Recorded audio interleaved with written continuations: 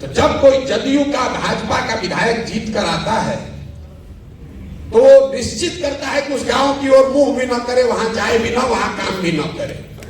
लेकिन अगर वहां कोई आरजेडी का जीत कर आ गया, कांग्रेस का जीत कर आ गया, तो कहता ये तो 3000 वोटवा अपने हाथ में है, जाएगा कहां, बगल के गांव में काम कराओ।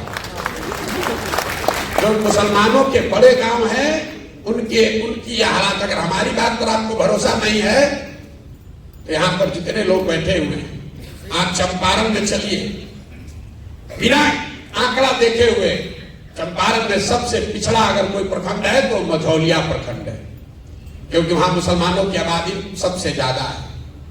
आप सीतामढ़ी चलिए, वहां का सबसे पिछड़ा प्रखंड अगर कोई है तो बरगेनिया है, क्योंकि वहां 1 लाख से ज्यादा मुसलमान है। दरभंगा में, मधुबनी में, बिना आंख बंद करके किसी जिले का जो सबसे पिछड़ा प्रखंड है उस पर उंगली डालिए, वहां पर मुसलमानों की संख्या सबसे ज्यादा होगी। और आपको दिख ही नहीं रहा, आप वोट दिए जा रहे हैं, 30-40 साल से वोट दिए जा रहे हैं। लोग कोई किसी को वोट क्यों देता है? वोट देने के 3 ही कारण है। आप वोट देते हैं अपना और अपने बच्चों के विकास के लिए, दूसरा आप वोट देते हैं अपनी राजनीतिक भागीदारी के लिए, तीसरा आप वोट देते हैं अपने राजनीतिक विरोधी को हराने के लिए। आप प्रशांत किशोर धनसुराज को छोड़िए, पिछले 30-35 साल से आप जो कर रहे हैं उसको जरा इन 3 कसौटियों पर कस कर देखिए। यहां बैठा हुआ कोई मुसलमान नहीं कह सकता है कि 30 साल से राजद को, लालटेन को वोट देने से आपके बच्चों का विकास हुआ, कोई नहीं कह सकता। अभी एक एमएलए साहब ने कहा लालू जी के राज में आवाज मिली, बिल्कुल मिली, वो सिर्फ मुसलमानों को नहीं मिली, जितने सामाजिक तौर पर गरीब और पिछड़ा है सबको मिला, और उसके लिए लालू जी का सम्मान होना चाहिए। हम रोज मन से कहते हैं मुसलमानों के भी गांव में, हिंदुओं के भी गांव में, लेकिन लालू जी ने जिन वर्गों को आवाज दी उनके बच्चों को पढ़ाई की व्यवस्था नहीं कराई। लालू जी ने जिन वर्गों को आवाज दी उनको कभी जमीन नहीं दिया। यहां बिहार में भूमि सुधार नहीं लागू किया। लालू जी ने जिनको आवाज दी उनको पैसा पूंजी इनका व्यवस्था नहीं कराया। नतीजा क्या हुआ? आप भीड़ में लालू जी की आवाज बन के रह गए, आपके बच्चों को पढ़ाई रोजगार नहीं हुआ। तो जो काम उन्होंने किया है उसके लिए सम्मान होना चाहिए, लेकिन जो काम नहीं किया उसका भी विवेचना होना चाहिए। आप 30 वर्ष से लालू जी को वोट देते हैं, आंख बंद करके देते हैं, आप कुछ भी दावा करेंगे, सब जानता है। आपको विकास नहीं मिला। मुसलमान कहता है भैया इससे कोई बात नहीं, चलिए कम से कम लगता है कि हम लोग का अपना दल है, भागीदारी हमको है। आप अपने भागीदारी का आलम देखिए। बिहार में जनसंख्या के हिसाब से आपके 40 एमएलए होने चाहिए, हैं 19। ये कोई चिंता का कारण नहीं है मेरी नजर से। ज्यादातर लोग कहेगा भैया हम लोग को टिकट नहीं मिलता इसलिए हम लोग का विधायक कम है। ज्यादातर लोग उसी नजरिए से इस बात का विवेचना करते हैं। मेरे लिए चिंता का कारण नहीं है कि एमएलए 19 है। चिंता का कारण यह है कि आबादी के हिसाब से आपके 1650 मुखिया होने चाहिए। बिहार में 1200 से कम मुखिया मुसलमान है। आबादी के हिसाब से 27,500 आपका वार्ड सदस्य होना चाहिए। बिहार में 11,000 से कम वार्ड सदस्य मुसलमान है। उसके लिए आपको किसी लालू यादव की, प्रशांत किशोर की जरूरत नहीं है। मुखिया का चुनाव लड़ने के लिए, वार्ड सदस्य का चुनाव लड़ने के लिए किसी दल की जरूरत नहीं है। ये क्या दिखाता है? ये दिखाता है कि आपके मन में वो राजनीतिक जो बंधुआ मजदूरी, आपका आत्मविश्वास खींच लिया गया है। आपके और आपके समाज से बच्चे जो हैं वो राजनीति में आ ही नहीं रहे हैं। तो जब आप राजनीति में आ ही नहीं रहे हैं तो आपके हक की चिंता होगी कैसे? जब आपके बच्चे वार्ड सदस्य नहीं बन रहे हैं, आपके बच्चे मुखिया नहीं बन रहे हैं, जिला पार्षद प्रमुख नहीं बन रहे हैं, तो एक के दिन में राज्यसभा में एमपी और मुख्यमंत्री कैसे बन जाएगा? समाज ने उसकी चिंता नहीं की। आप वो कौम हैं जो मदरसे चलाते हैं, यतीम खाने चलाते हैं, लेकिन यहां जितने लोग बैठे हुए हैं आप मुझे बताइए कोई मुसलमानों की ऐसी संस्था, कोई ऐसा प्रयास जहां आप अपने बच्चों को राजनीति सिखाते हैं? आपका मुकाबला है आरएसएस से, संघ से, जो हर दिन देश में 1 लाख से ज्यादा शाखा लगाता है। बच्चों को अभी से सिखा रहा है। उनकी विचारधारा सही हो या गलत, अपनी विचारधारा को बताने के लिए वो देश भर में 1 लाख शाखा लगा रहे हैं। और आप क्या कर रहे हैं? आप बैठ के इंतजार कर रहे हैं कि कोई गठबंधन आए, कोई रहनुमा आए तो हम लोग का तार दे। कैसे होगा रे भाई? आपके कौम में यह लिखा गया है कि बिना जद्दोजहद के जीवन में कुछ हासिल नहीं होता। सलाहियत के लिए, इल्म के लिए, लोगों ने मुझे कहा कि उस जमाने में पैगंबर साहब ने कहा कि अगर चीन जाना है तो चीन भी जाओ। और आज तो आप अपने घर से निकलकर जद्दोजहद करने को नहीं तैयार। आप सोच रहे हैं कि कोई तेजस्वी, कोई प्रशांत किशोर, कोई राहुल गांधी हमारा कौम को उतार दे, हमको आगे बढ़ा दे। कैसे संभव है? नहीं संभव है। अब आप कहिएगा कि भैया हमारी तो संख्या नहीं है, हमारी संख्या नहीं है, हम कैसे चुनाव जीतेंगे? धर्मसुराज वही आपको फॉर्मूला देगा। हम आपको यहां फॉर्मूला बताते हैं, रोज कैमरे पर भी कहते हैं। आपको लग रहा है कि किसके साथ गठजोड़ बनाए, कौन सा राजनीतिक समीकरण बनाएंगे हम चुनाव जीतेंगे? कि भैया हम लोग खड़े हो जाए तो किसके साथ चलेंगे हम लोग चुनाव जीतेंगे? हम आपको उसका फॉर्मूला बता रहे हैं। आपको यह बताया जाता है कि अब कोई हिंदू बचा ही नहीं है जो भाजपाई नहीं है, सब हिंदू भाजपाई हो गया। MY समीकरण किसी शख्स ने बताया, MY समीकरण है, लेकिन उसका ऑर्डर बदल गया, YM हो गया। जहां Y खड़ा होता है वहां पूरी मुस्तैदी और ईमानदारी से आप वोट देते हैं। जैसे ही M खड़ा हुआ, आधे से ज्यादा Y समाज के लोग आपको वोट नहीं देते। ताली मत बजाइए, अभी सुन लीजिए पूरी बात। बहुत लोगों को लगेगा कि हम यादवों के खिलाफ बोल रहे हैं ना। ये समीकरण अगर आप ब्राह्मण के साथ बना लीजिए, दलित के साथ बनाइए, पिछड़े के साथ, कुशवाहा के साथ, जिसके साथ भी बनाइएगा, सबके साथ यही होगा। क्यों होगा उसको समझिए। ऐसा नहीं है कि यादव समाज के लोग आपको धोखा दे रहे हैं, ये आपका भ्रम है। भाजपा को पूरे देश में 36 से 37% वोट मिलता है। इस बात को ध्यान से समझिए। देश में 80% हिंदू रहते हैं, मुसलमानों ने भाजपा को तो वोट दिया नहीं है। अगर 80% हिंदू के समाज में भाजपा को 36-37% वोट मिलता है, तो इसका मतलब है कि करीब करीब आधे हिंदू भाजपा को वोट दे रहे हैं। आधा हिंदू भाजपा को वोट दे रहा है। 80 में आधा देगा तो 40% हुआ, उससे थोड़ा कम ही, चूंकि भाजपा पूरे देश के हर सीट पे नहीं लड़ती है, तो जिन सीटों पे वो लड़ते हैं वहां आधा हिंदू उनको वोट देता है। जो हिंदू भाजपा को वोट दे रहा है उसमें यादव भी है, उसमें ब्राह्मण भी है, उसमें राजपूत भी है, दलित भी है, पिछड़ा भी है, सारे जाति के लोग हैं। करीब करीब आधा, थोड़ा कम या ज्यादा। लेकिन इसी आंकड़े में आगे का रास्ता भी छिपा हुआ है। आधा हिंदू अभी भी इस देश में ऐसा है जो भाजपा को वोट नहीं देता है। आपको सिर्फ इतना ही पहचानना है कि कौन हिंदू है जो भाजपा को वोट नहीं दे रहा है। आप उसको यादव के नजर से देख रहे हैं, ब्राह्मण की नजर से देख रहे हैं, कुशवाहा की नजर से देख रहे हैं। हम उसको कह रहे हैं कि नहीं, उसको विचारधारा के हिसाब से देखो। क्यों? यादव आधा आपके खिलाफ क्यों वोट देता है? इसलिए देता है कि वो विचारधारा के आधार पर भाजपा के साथ है। तो जब वो खड़ा होता है तब तो आप उसको वोट देते हैं, लेकिन जब आप खड़े होते हैं तो हिंदू मुस्लिम के आधार पर आधा आदमी वोट दे देता है भाजपा को। इसी में आपका आगे का रास्ता छिपा हुआ है। 4 विचारधारा के मानने वाले हिंदू, वो चाहे किसी जाति के हो, वो आज भी भाजपा से इत्तेफाक नहीं रखते हैं, भाजपा को वोट नहीं देते हैं।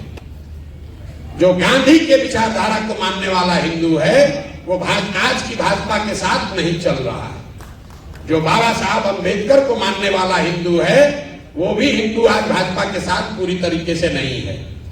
जो कम्युनिस्ट विचारधारा के मानने वाले हिंदू हैं वो भी लोग भाजपा के साथ नहीं है। और जो समाजवाद के लोहिया जयप्रकाश को मानने वाले लोग हैं वो भी भाजपा के साथ नहीं है। तो आपको करना बस इतना है कि विचारधारा के आधार पर जो चार विचारधारा के मानने वाले हिंदू हैं, जो कि आधा हिंदू समाज है, उनके साथ अगर 20% मुसलमान सामाजिक राजनीतिक गठजोड़ बना ले तो 40 और 20 आप हुए 60 और भाजपा हुई 40। यही जन स्वराज के राजनीतिक सोच का आधार है। जो डेटा पर आधारित है, अनुभव पर आधारित है, इसको हमने 10 राज्यों में करके दिखाया है। और इसी में आपको फर्क दिखेगा कि जो ओवैसी साहब बता रहे हैं और हम बता रहे हैं, इसमें फर्क क्या है। कई बार लड़के कहते हैं कि आप भी तो वही कह रहे हैं, मुसलमानों के हक की बात कह रहे हैं कि मुसलमान अपने हक हकूक के लिए खड़ा हो। अभी विधायक जी ने भी कहा कि सब मुसलमान इकट्ठा हो जाओ। ओवैसी साहब जो कह रहे हैं और जमशेद जो कह रहा है, यही उसमें फर्क है। हम मुसलमानों को इकट्ठा होने के लिए नहीं कह रहे, हम ये कह रहे हैं कि मुसलमानों को उन हिंदुओं के साथ इकट्ठा होना है जो विचारधारा के आधार पर भाजपा के खिलाफ। अगर सिर्फ मुसलमानों को इकट्ठा कीजिएगा जो ओवैसी साहब बता रहे हैं, तो यही बात तो भाजपा चाहती है कि आप सिर्फ 20% इकट्ठा हो जाइए ताकि बाकी का 80 एक साथ हो जाए। तो फार्मूला यहां है। और क्यों गांधी का पिक्चर इसमें लगा हुआ है? हम कोई काम ऐसा नहीं करते हैं जिसका पहले से प्रमाण ना हो। आजादी से पहले बाबा साहब, कम्युनिस्ट के जितने लीडर थे, जितने समाजवादी लीडर थे, जितने कांग्रेसी थे, उन सबको किसी एक विचारधारा, एक व्यक्ति ने एक सूत्र में बांधा, तो उसका नाम है महात्मा गांधी। इसलिए इस पूरे अभियान में सिर्फ और सिर्फ गांधी ही है कि इनके ही, वो गांधी में ही ताकत है, उस विचारधारा, उस शख्स में ताकत है। इन 4 विचारधारा के मानने वाले हिंदुओं को इकट्ठा करे और उसके बाद अगर आपके साथ उसको जोड़ दिया जाए तो आपके पास विचारधारा भी होगी और आपके पास वो संख्या भी होगी ताकि आप राजनीतिक लड़ाई लड़े और जीत सके। यही पूरा प्रयास है। एक शब्द में, जन सुराज आजादी से पहले महात्मा गांधी की जो कांग्रेस थी उसको पुनर्जीवित करने का अभियान है। आपको अच्छा लगे तो इससे जुड़िए। लोग कहता है इन पर भरोसा कैसे करें? बिल्कुल मेरे पर भरोसा मत कीजिए। भरोसा कीजिएगा, हम पहले कहें ठगाइएगा। हम पर बिल्कुल भरोसा मत कीजिए। भरोसा आपको अपने आप पर करना है, हम पर भरोसा नहीं करना है। हमने कहा, किसी ने भी कहा भागीदारी की बात, तो आपके नजरिए से नहीं कहा, मुसलमानों के नजरिए से नहीं कहा। जन सुराज का जो संविधान बन रहा है उसमें इस बात को लिखा जा रहा है कि जिसकी जितनी संख्या है उसको उसके हिसाब से भागीदारी, हिस्सेदारी दी जाएगी। टिकट में नहीं, खाली दल बनाने वालों में, दल को चलाने वालों में, दल के जो नेता होंगे वो भी, और दल से जो टिकट पाएंगे वो भी, जो दल से मनोनीत सदस्य होंगे उसमें भी। सिर्फ मुसलमानों के लिए नहीं, सिर्फ मुसलमानों के लिए बात नहीं कह रहे। जो 5 बड़े सामाजिक वर्ग हैं, मुसलमान हैं, सामान्य कैटेगरी के लोग हैं, ओबीसी वर्ग है, ईबीसी वर्ग है और दलित, 5 बड़े समूह हैं। तो ये तय किया गया कि इनको बराबर की हिस्सेदारी दी जाए। तो जन सुराज का जो मुखिया बनेगा, पहले घोषित है कि प्रशांत किशोर उसके नेता नहीं हो सकते। हम ना उसमें कभी आज नेता है ना आगे नेता होंगे, लेकिन जो मुखिया इसका बनेगा, इसी 5 वर्ग में से एक बार एक आदमी कोई बनेगा। अगर एक बार दलित समाज का नेता बना तो अगली बार जो बाकी के 4 बच गए उनमें से बनेगा। तो 5 बार में एक टर्म मुसलमानों का भी होगा।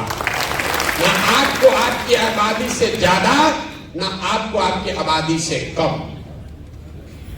यहां बिहार में करीब करीब 65 विधानसभा ऐसी है जहां 50,000 से ज्यादा मुसलमान हैं और वहां ज्यादातर 2/3 से ज्यादा उन सीटों पर हिंदू विधायक जीत कर आए हुए। वो क्यों आए हुए? कोई हम आगे थोड़ी ना आपका वोट काट लिए, ऐसा नहीं है कि हम आपका वोट काट लिए। मैं आपको उदाहरण के तौर पे बताता हूं। यहां कोई मधुबनी का कोई बैठा होगा, मधुबनी शहरी क्षेत्र में कितने मुसलमानों का वोट है? 1,10,000। वहां पर वैश्य समाज के 9,000 लोग रहते हैं। आरजेडी ने वैश्य समाज के किसी व्यक्ति को वहां टिकट दिया।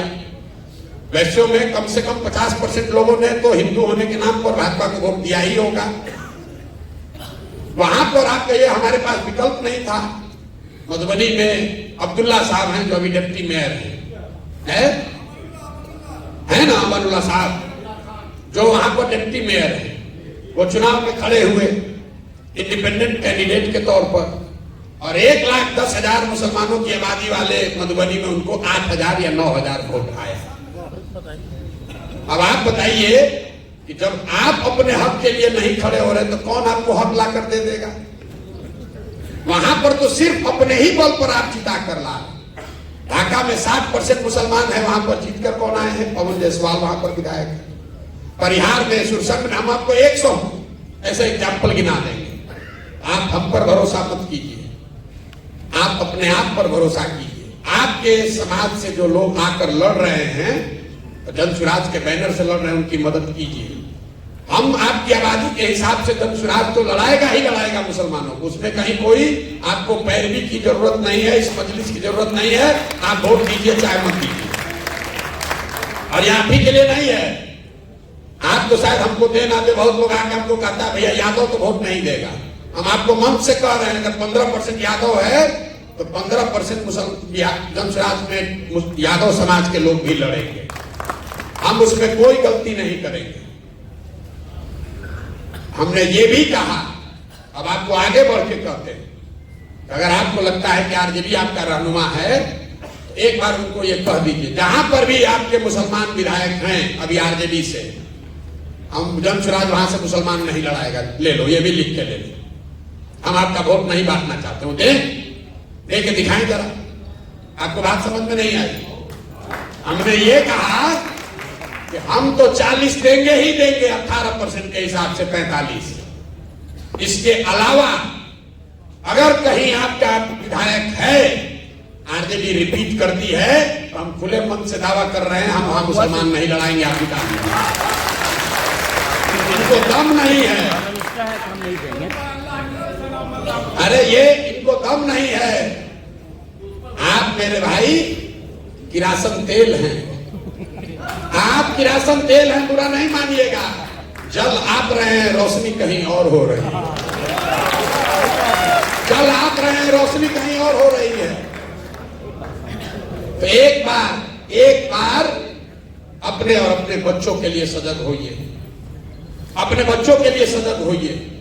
कोई प्रशांत किशोर आपके और आपके समाज की तकदीर नहीं बदल सकता है। मौलाना आजाद पंडित नेहरू के कांग्रेस में नहीं थे, मौलाना आजाद उस कांग्रेस में थे जिसमें पंडित नेहरू भी थे। मुसलमानों को ये पीछे चलने की आदत लग गई है। अब कह रहे हैं प्रशांत किशोर के पीछे चलेंगे, हमारा पीछे चल के क्या कीजिएगा? और आप कहते हैं कि हमारा वोट बैंक की तरह इस्तेमाल होता है। इस्तेमाल इसलिए होता है कि आपकी वही मानसिकता है। आप हमसे आए हैं सौदा करने कि हमको टिकट दीजिए, हम आपको वोट देंगे।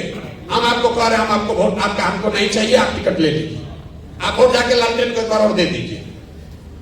लेकिन जीतेगा जन सुराज ही। इसलिए नहीं कह रहे हैं कि हमको बहुत अभिमान है, इसलिए कि आपके ही पैगंबर साहब ने, आपके कौम में ये बात बताई गई, ईमानदारी से किया हुआ प्रयास जद्दोजहद कभी खाली नहीं जा सकता। और हम 2 बरस से ईमानदारी से वो प्रयास कर रहे हैं, गांव गांव जा रहे हैं। जितना किसी ने पसीना न बहाया हो उतना पसीना बहाने आए, उतना मेहनत कर रहे हैं। मुसलमानों की हालत देखिए। आप कहते हैं प्रशांत किशोर पर कैसे भरोसा करें? अरे इतना बड़ा अभियान चला रहा है, कितना पैसा खर्चा होता है, जरूर भाजपा वाला पैसा इसको दे रहा है। देखिए मुसलमानों की दशा, आप अपनी दशा देखिए मेरे भाई। आप ये कह रहे हैं कि भाई इतना बड़ा अभियान चला रहा है, जरूर भाजपा वाला पैसा दे रहा होगा। मेरे भाई, आप 30 बरस से राजद को वोट देते हैं। यहां बैठा हुआ कोई आदमी कभी नहीं पूछा कि राजद को पैसा कौन देता है। राजद को पैसा इसी बिहार से आता है, क्योंकि बिहार के बाहर तो पार्टी है नहीं। आपके हमारे बच्चों का जो हक लूट कर ये लोग ले जाते हैं, उसी पैसे से राजनीति उनकी होती है। आपने आज तक ये उनसे सवाल नहीं पूछा।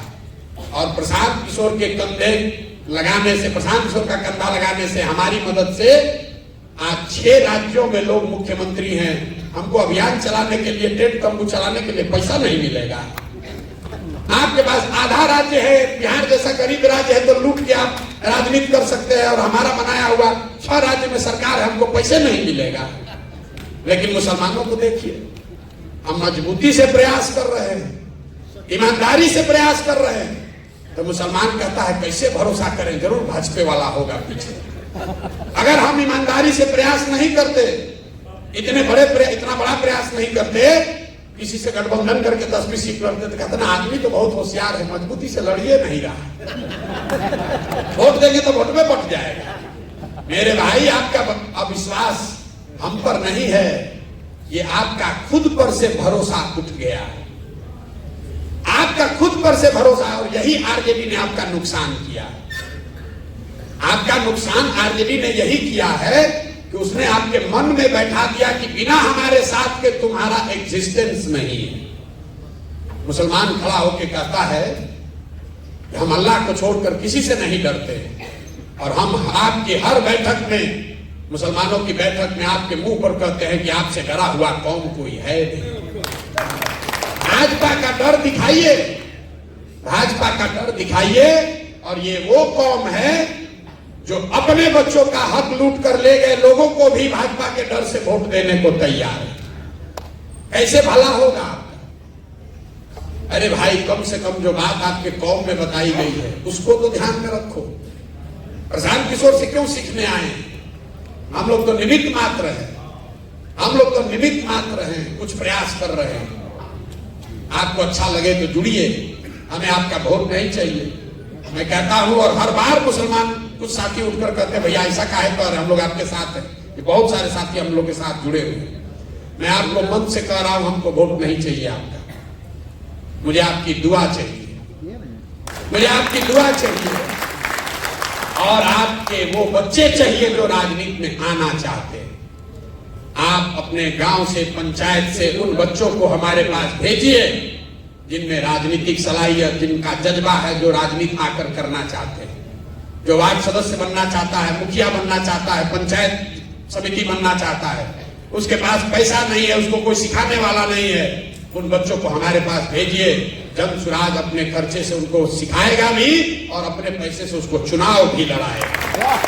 ये करने के लिए नहीं कह रहे हैं। बहुत लोगों ने राज्यसभा और एमएलए एमपी बनाया होगा।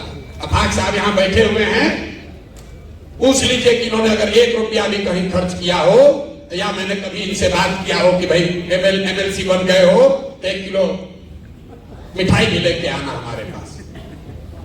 ये हमारे रिश्तेदार नहीं है, और जहां से जीत कर आए हैं वहां पर 30 वर्ष से एमएलसी ब्राह्मण समाज के एक व्यक्ति थे, केदार पांडे जी, और उस क्षेत्र में 1 तो नहीं, भाजपा का 5 एमपी है, 5 एमपी। लोगों ने कहा भैया अगर मुसलमान को लड़ाइएगा तो पूरा पोलराइज हो जाएगा, पूरा पोलराइज हो जाएगा। वहां 800 से 900 मुसलमान शिक्षक हैं, 4,500 वोट इनको आया है।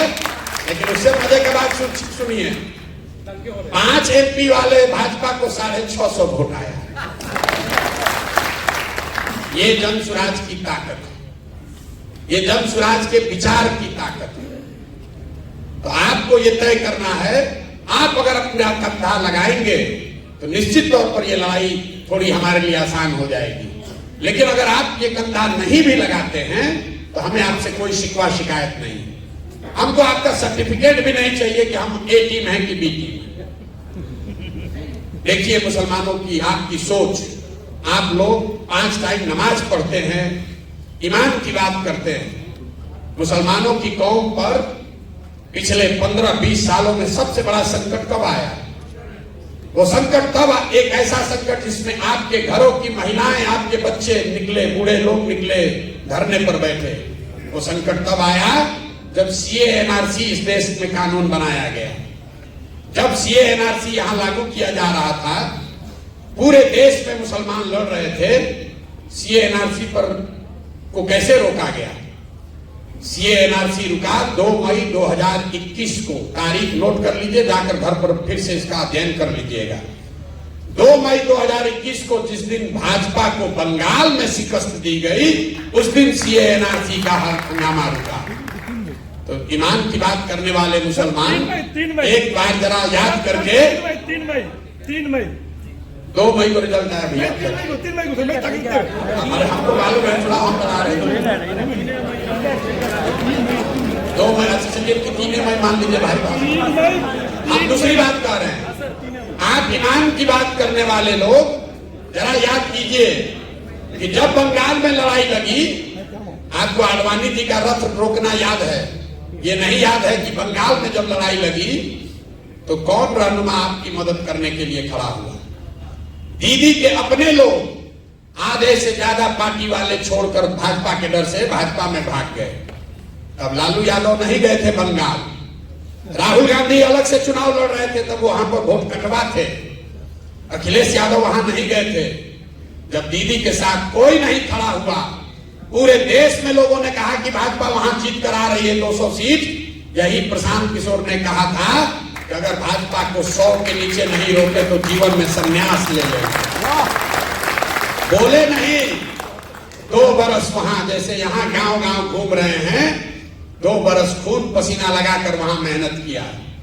और जिस भाजपा को लग रहा था कि बंगाल स्वीप कर देगी, वहां पर उनको हमने 77 पर रोका। तो हम हो गए भाजपा के बी टीम, और आप घर में बैठ के कमेंट्री कर रहे थे, तो आप दीजिएगा हमको सर्टिफिकेट। हमको ना चाहिए रे भाई, हमको आपसे सर्टिफिकेट नहीं चाहिए। जब हम लोग गांव में चलते हैं, मुस्लिम महिलाएं मिली कई जगह, लोग कहते हैं भैया देखते हैं नहीं सड़क कितना खराब है, अगर प्रसव की पीड़ा हो जाए तो अस्पताल पहुंचने में आधा जान निकल जाता है। नाली गली की हालत आप किसी भी बड़े मुसलमान गांव में जाकर देख लीजिए, क्या दुर्दशा है। अस्पताल स्कूल की तो बात ही मत कीजिए। जब बहुत लोगों से सुन लेते हैं तो मैं उनसे पूछता हूं कि अभी 1.5 बरस तक सड़क के मंत्री कौन थे? तेजस्वी यादव। नाली गली ग्रामीण कार्य मंत्री कौन थे? तेजस्वी यादव। अस्पताल का मंत्री कौन था? तेजस्वी यादव। शिक्षा का मंत्री कौन है? चंद्रशेखर यादव, वो भी लालटेन थी। किसने रोका था उनको 1.5 बरस में आपके गांव में सड़क बनाने से? ये बता दो। और अगर उन्होंने नहीं बनाया, ये उनकी गलती नहीं है। गलती ये है कि उन्होंने नहीं बनाया, इसके बावजूद आपने सबने जाकर फिर उसी लालटेन को वोट दबाया। आपको अपने महिलाओं की, बच्चों की चिंता नहीं है। भाजपा के डर से जाकर लालटेन का बंधुआ मजदूरी कर रहे हैं और सोच रहे हैं कि कोई आकर हम लोग को सुधार देगा। नहीं सुधरेगा। जब आप खड़े होंगे, आप सजग होंगे तो सुधरेगा। जन सुराज से आपको क्या मिल सकता है? भागीदारी जब मिलेगी तब मिलेगी, छोड़िए वो सब बात। एक चीज आप आजमा कर देख लीजिए, जन सुराज से आपकी राजनीतिक बंधुआ मजदूरी खत्म होगी। हम आपको कुछ दे ना दे, जो लोग आपको बंधुआ मजदूर की तरह अभी तक ट्रीट कर रहे थे, अब कल से आपको पूछने लगेंगे। अगर हमारी बात पर भरोसा नहीं है, यहां पर अभी जाने से पहले एक हमारे साथ सेल्फी ले लीजिएगा और उसको खाली फेसबुक पर डाल दीजिए। और आरजेडी का ब्लॉक से लेके और जिला तक फोन करेगा, अरे काहे नाराज है भाई, काहे गए थे धनसुराज, कि प्रशांत किशोर से काहे मिलने गए थे? और कुछ हो चाहे नहीं, जब व्यवस्था बनेगी, जब चुनाव जीतेंगे, आपके लिए करेंगे नहीं करेंगे तो भविष्य की बात है। जब सुराज आपकी वो राजनीतिक बंधुआ मजदूरी खत्म कर रहा है, क्योंकि कोई आपको अब ये नहीं कह सकता है कि हमको नहीं लोगे तो जाओगे कहां। मुसलमान खड़ा होकर कह सकता है कि हमारा काम करो, नहीं करोगे तो जनसुराज में चले जाएंगे। ये कहना तो शुरू करो भाई, आपका इसी से सबसे बड़ा फायदा होगा। आप वोट देते रहिए आरजेडी को, कोई दिक्कत नहीं है, लेकिन ये कहिए तो कि भाई ना करोगे तो जनसुराज में चले जाएंगे। आप आधा कष्ट तो उसी से दूर हो जाएगा आपका। ये बात मान लीजिए, आपका आधा कष्ट न दूर हो जाए। जो विधायक आपको 2 बरी से फोन नहीं किया होगा, आज के बैठक के बाद आपको फोन करेगा, लिखना करेगा ही करेगा। काहे भाई, काहे नाराज हो? जो लोग हमसे जुड़े हैं सबके पास फोन आता है कि नहीं आता है? जो लोग जुड़े हैं बताइए। और जो चिट्ठी निकला है आरजेडी का, वही किरासन तेल जो लीक होना शुरू हुआ है लालटेन से, उसी की घबराहट है। सबसे ज्यादा जनसुराज में तो भाजपा का लोग ज्वाइन किया। आपको ये भी बता देते हैं, जनसुराज में सबसे ज्यादा भाजपा के संगठन का आदमी ज्वाइन किया। लेकिन भाजपा वाला थोड़ा चालाक है, थोड़े दिन के बाद चिट्ठी निकालेगा। लेकिन लालटेन वाले देख रहे, अरे बाप रे, गिरासत तेल सब निकला, अरे तो सब मुसलमान यहाँ छोड़ के भागने लगा। क्योंकि 30 वर्ष से आपको विकल्प के अभाव में बंधुआ मजदूरी आपसे कराई गई है, उससे निकलिए।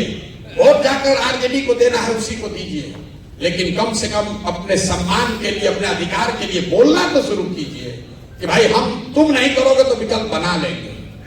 आप देखिएगा उसी से आपका बहुत फायदा होगा।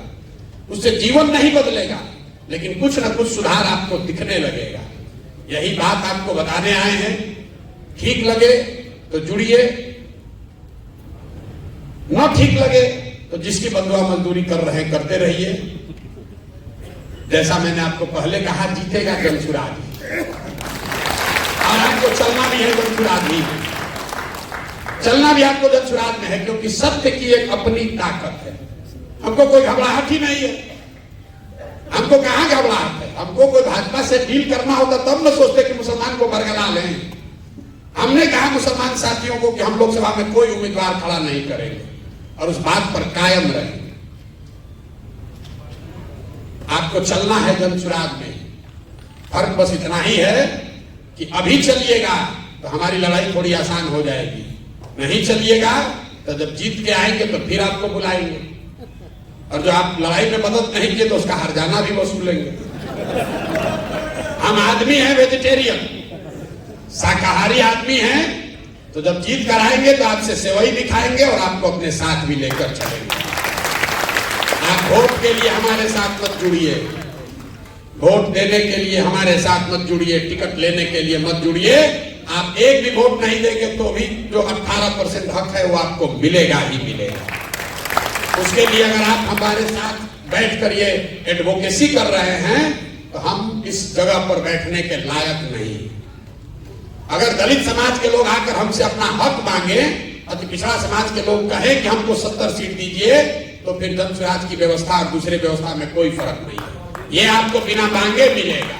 आप ये जलसा करके नहीं कहते कि आफाक अहमद को लड़ाइए, ये हमने तय किया था कि इनको लड़ाएंगे। तो वोट के लिए मत जुड़िए। अगर अपने बच्चों को राजनीति में लाना चाहते हैं, उनके लिए जगह बनाना चाहते हैं, अपने बच्चों का भविष्य सुधारना चाहते हैं, तो अपनी व्यवस्था बनाइए। आज तक लोगों ने आपकी मदद ली है, लोगों ने आपको ठगा है।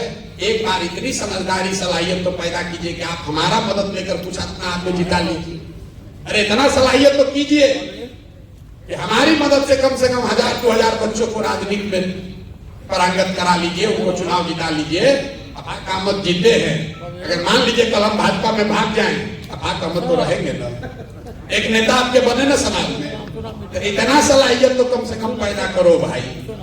लोगों ने आपका इस्तेमाल किया है, अब आपके सामने अवसर है। आप इस व्यवस्था का, मेरी समझ का, सलाहियत का, संसाधन का फायदा उठाइए और अपने समाज के बच्चों को राजनीति में जोड़िए, तभी सुधार होगा, नहीं तो सुधार हो नहीं सकता है। आप सब आए, आपने हमारी बात सुनी। अब आप में से जिसका जिसका जो सवाल है आप सवाल कर सकते हैं। 1, 2, 4, हमें कोई घबराहट नहीं है। आप चाहिए यहाँ 2 घंटा भी बैठ सकते हैं, सवाल आप कर सकते हैं। आपके सवालों का अपनी क्षमता के अनुसार मैं जवाब दूं। ये जरूरी नहीं है कि आपके सवाल के जवाब में हम आपको संतुष्ट कर दें, लेकिन हम ईमानदारी से जो समझते हैं वो आपको बताएंगे। बहुत बहुत धन्यवाद।